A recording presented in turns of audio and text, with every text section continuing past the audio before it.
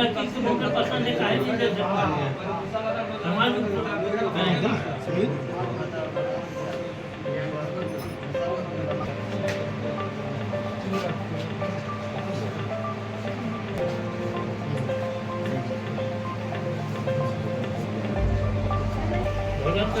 चर्चा में बैठा तो अपन आता हो जाए पसंद है काहे चीज़ समाज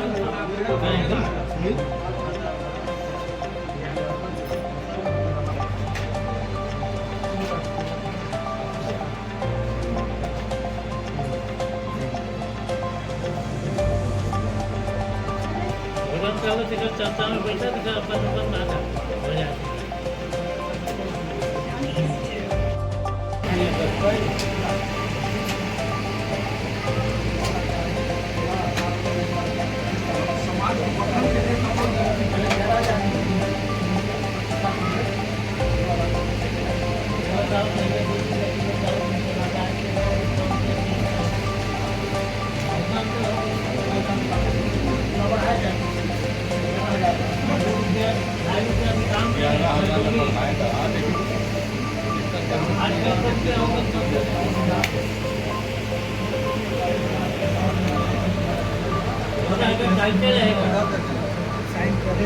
करोगे होते समाज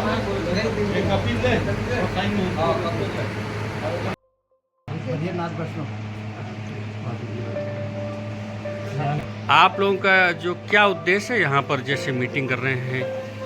तो हमारा मेन उद्देश्य यही है कि समाज तो वैसे सुचारू रूप से चल ही रहा है, लेकिन कुछ विसंगतियाँ कहीं कहीं देखी जाती हैं, उस पर विचार मंथन। और ये हमारा समाज में प्रक्रिया सतत चल रही है। 3 महीना या 6 महीना में एक बार मीटिंग होती है, जिसमें समाज हर क्षेत्र में क्या क्या गतिविधि हो रही है इसके बारे में सभी समाज बंधु बैठते हैं और विस्तृत चर्चा करते हैं। और कहीं पर भी हमको कमी दिख रहा है तो उसको सुधारने का प्रयास करते हैं। तो सर आज देखा जाए आधुनिक भारत में तो सभी समाज के युवा आज कुछ न कुछ विसंगति या गलत चीज़ों में टीवी द्वारा या आजकल सोशल मीडिया आ गए उसके द्वारा प्रभावित हो रहे हैं और बिगड़ रहे हैं। तो इससे हमारा समाज भी कुछ अंश या कुछ युवा उस पर जा रहे हैं। तो उनको हमारा प्रयास है कि हम उसको इस समाज की गतिविधि, हमारा जो सनातन समाज है, हम हिंदू धर्म से जुड़े हुए हैं और हमारा बैरागी ब्राह्मण समाज पूजा पाठ करने वाला समाज है। तो हमारा प्रयास रहेगा कि हमारे युवा हमारे संस्कारों से जुड़े, जो भी हो चुके हैं, और समाज से जुड़कर वो किसी भी व्यवसाय में जाएं, चाहे वो नौकरी करें, कृषि कार्य करें, बिजनेस करें, लेकिन हमारा जो पूजा पाठ है मेन पद्धति उससे जुड़े रहें, हमारा प्रयास रहेगा।